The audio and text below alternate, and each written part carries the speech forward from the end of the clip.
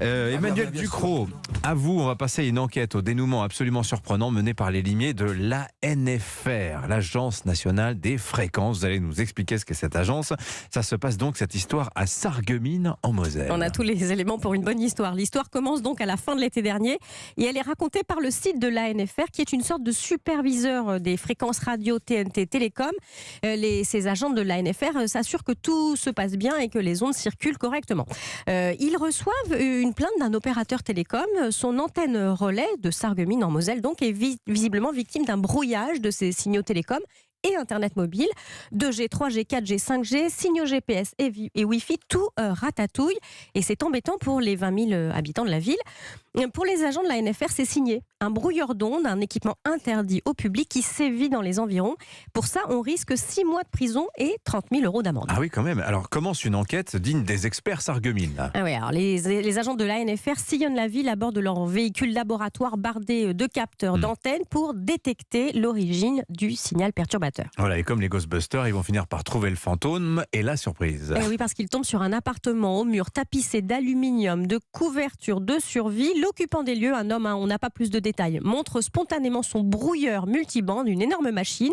Il ne sait visiblement pas que c'est un outil illégal. Il explique aux forces de l'ordre qu'il se considère comme électrosensible, qu'il a tenté de faire de son appartement une cage de Faraday étanche aux ondes. Le brouilleur, c'est un outil thérapeutique pour lui. Ses symptômes disparaissent, dit-il, quand il dort à côté du brouilleur. Alors, électrosensible, qu'est-ce que c'est exactement ? C'est quelque chose d'assez mal défini par la science pour rester un peu soft dans ma manière de le dire. Un bouquet de symptômes qui va des maux de tête aux troubles du sommeil, de l'attention, de la mémoire, que les électrosensibles imputent à leur exposition aux ondes.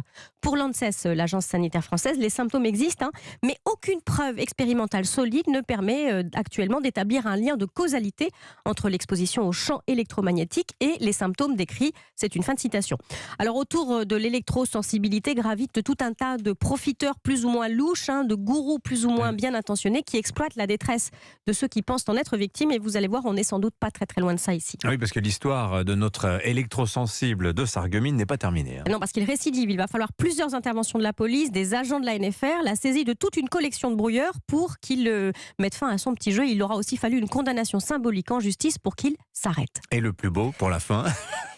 Oui, ça éclaire cette histoire d'un jour un peu cocasse. Les agents de la NFR expliquent qu'un brouilleur d'ondes, c'est comme un super générateur d'ondes. Alors, ah oui, d'accord. Oui, en fait, on fait plus d'ondes que celles qu'on veut brouiller. Un brouilleur chez vous pour éviter les ondes des voisins, c'est comme si vous mettiez la musique à fond pour couvrir la télé du voisin parce que vous êtes intolérant au son. Vous voyez le principe. Ah et oui. Utiliser le brouilleur dans un appartement tapissé d'aluminium, c'est encore pire. C'est créer un écho, une amplification des ondes. Notre électrosensible de Sarreguemines, visiblement pas très très bien renseigné, se baignait littéralement pour soigner son mal dans une piscine électromagnétique.